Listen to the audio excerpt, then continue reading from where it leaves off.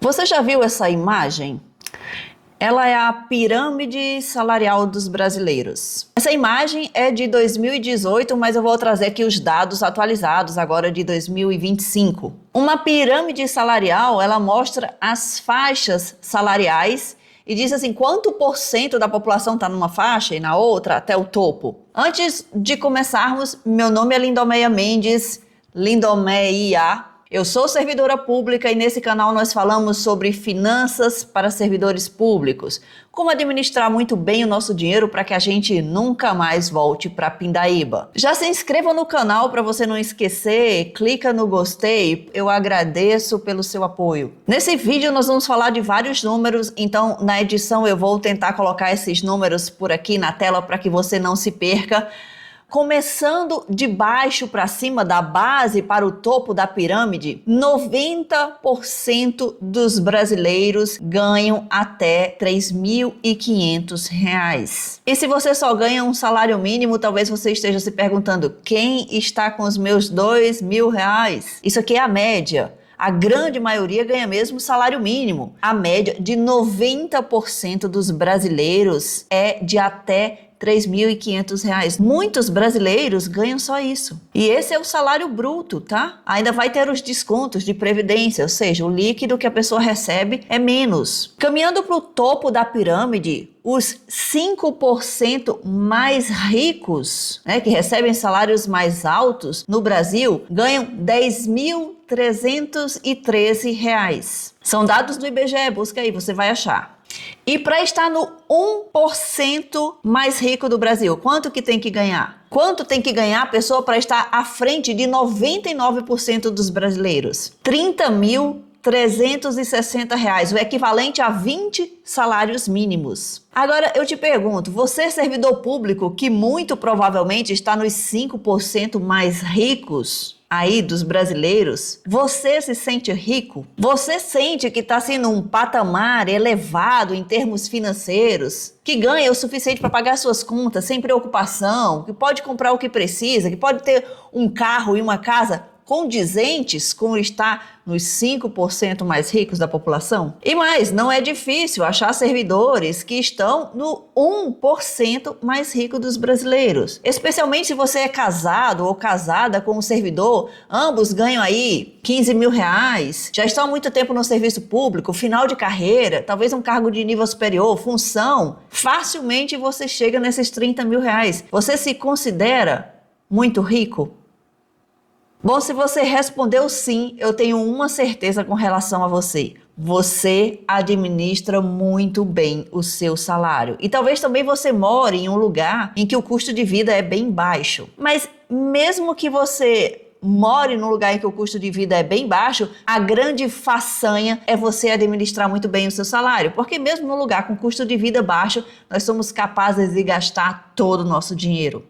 Agora, segundo esse site Tribuna de Minas, nós vemos em que categoria estão as pessoas de acordo com o patrimônio acumulado. E aí as coisas são bem diferentes. Vamos ver. Para estar entre os 1% mais rico, de acordo com o patrimônio que a pessoa tem, que a pessoa acumulou, que a pessoa construiu, ela precisa ter em patrimônio entre 66 e 77 milhões de reais. Então você que ganha R$ 30.000, você tem entre 66 e 77 milhões de reais em patrimônio? Bom, para estar entre os 5% mais ricos, você precisa ter entre 6,6 milhões e 15,4 milhões. Também é bastante. Você tem esse dinheiro em patrimônio acumulado?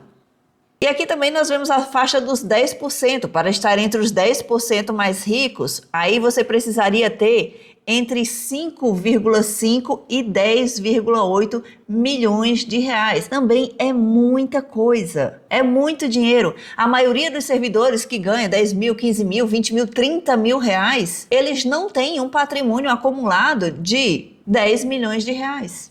E mesmo que tenham algum patrimônio, esse patrimônio muito provavelmente não está disponível, facilmente acessível para ele para quando precisar, para o caso de necessidade. Porque o que acontece é que se a gente constrói um patrimônio todo imobilizado, como é o caso de quem tem muitos imóveis, se necessita de um dinheiro, às vezes por uma questão de saúde, para fazer uma cirurgia e precisa se desfazer desse imóvel na pressa, acaba se desfazendo com perda, vendendo por muito mais barato do que esse imóvel realmente custa, por causa da necessidade, por causa da urgência ali de transformar o seu patrimônio, que é imobilizado, em patrimônio líquido. A gente tem que pensar também em construir um patrimônio líquido, um dinheiro que esteja à nossa disposição, que esteja acessível para o caso de a gente precisar. Esses dados mostram uma realidade muito cruel dos servidores públicos, que embora em termos salariais a gente esteja ali na faixa dos 5% mais ricos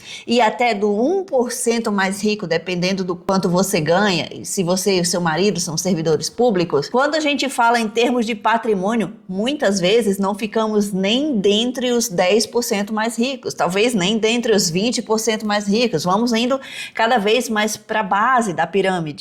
Em termos de patrimônio acumulado, não somos nada ricos, estamos muito longe das pessoas que realmente têm dinheiro e eu arriscaria dizer que muitos servidores não têm patrimônio nenhum acumulado. E esses dados da riqueza em patrimônio, eles estavam em dólares, foram convertidos para reais, porque eles falam da cultura dos americanos que são muito mais voltados para investimentos. Nos Estados Unidos, cerca de 50% da população adulta investe em bolsa de valores. Então não é só poupança ou mesmo tesouro direto, os títulos do tesouro americano. Não, eles investem em bolsa de valores. É renda variável. No Brasil, 2% da população investe em bolsa de valores. Isso perde muito feio para quem não investe de jeito nenhum. Perde ainda muito feio para quem investe na poupança. E qual é o problema da poupança? Rende muito pouco, rende quase nada. Mal dá para repor ali a inflação. Quem investe em bolsa de valores, os 2%, perde até mesmo para quem guarda o dinheiro em casa, para quem guarda no colchão. 3% dos brasileiros juntam dinheiro, salvam ali uma parte do seu salário, mas guardam em casa. E aí outro dia eu estava pensando, quem, meu Deus do céu, guarda dinheiro em casa nos dias de hoje? E aí eu conversando com a mãe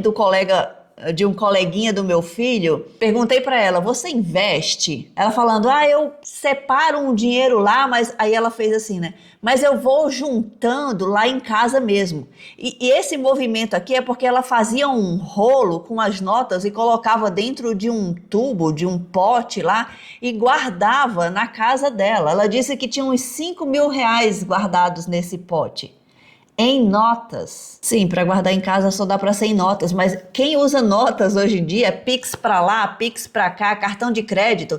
Não, ela tinha em notas, uma mulher jovem, fazendo um rolo com aquelas notas e guardando dentro de um tubo, dentro de um pote na sua casa. Um dinheiro relevante, 5 mil reais. Então sim, muitas pessoas ainda guardam dinheiro em casa, muitas pessoas são investidores do colchão. Qual é o problema disso? O problema é que o dinheiro vai perdendo valor, porque a inflação vai comendo o poder de compra daquele dinheiro. Então o dinheiro que está guardado em casa, ele não compra mais o que comprava 6 meses atrás. Há um ano atrás, aquele dinheiro comprava coisas que hoje ele não compra mais, porque a inflação vai comendo o poder de compra daquele dinheiro. E você investe? Você salva uma parte do seu dinheiro para uma emergência, para o futuro? Ou você junta o seu dinheiro para comprar depois aquilo que você precisa? Eu tenho um curso, se chama Rumo à Estabilidade Financeira, voltado para servidores públicos. Acesse o link aí na descrição do vídeo e lá você vai assistir uma aula sobre como fazer isso, como administrar melhor o seu salário, o que você precisa saber, que conhecimento é necessário ter para que você consiga planejar suas finanças de modo a você ter reservas, de modo a construir patrimônio, de modo a que um dia você olhe para trás e não se arrependa de ter ganhado tanto dinheiro e não ter juntado nada. Às vezes, quando a gente vai fazer a nossa declaração de imposto de renda e vê lá que ganhou mais de 200 mil reais por ano e a gente olha, a gente não conseguiu trocar de carro, a gente não conseguiu fazer aquela reforma na casa, a gente não conseguiu trocar o sofá, a geladeira, geladeira que são os mesmos de décadas. A gente se pergunta o que eu fiz com o meu dinheiro? O que eu fiz com os meus 200 e tantos mil reais que eu ganhei só no ano passado? Agora estamos em época de imposto de renda. A gente costuma ter essa reflexão. Lá no curso Rumo à Estabilidade Financeira, nós aprendemos como fazer a gestão do nosso salário. Conto muito sobre a minha trajetória, os problemas que eu enfrentei por causa desse conhecimento que me faltava, que eu não tinha, e da cultura em que a gente vive, que a gente tem que consumir para se mostrar. Lá você então vai aprender como fazer essa gestão. Não são muitas aulas, não é um curso muito longo, é o suficiente para você começar a investir, para você organizar suas finanças, para você fazer o seu próprio planejamento financeiro. Clica lá, assiste a aula e decida se você quer aprender mais, se você quer se aprofundar e ter a tranquilidade financeira que você buscou quando estudou para um concurso público. Se você gostou desse vídeo, tem um outro vídeo aqui no canal chamado Servidores Públicos, Eterna Classe Média. Será que estamos destinados a essa média a vida toda? Assiste lá, você vai gostar. Nos vemos no próximo vídeo. Até lá!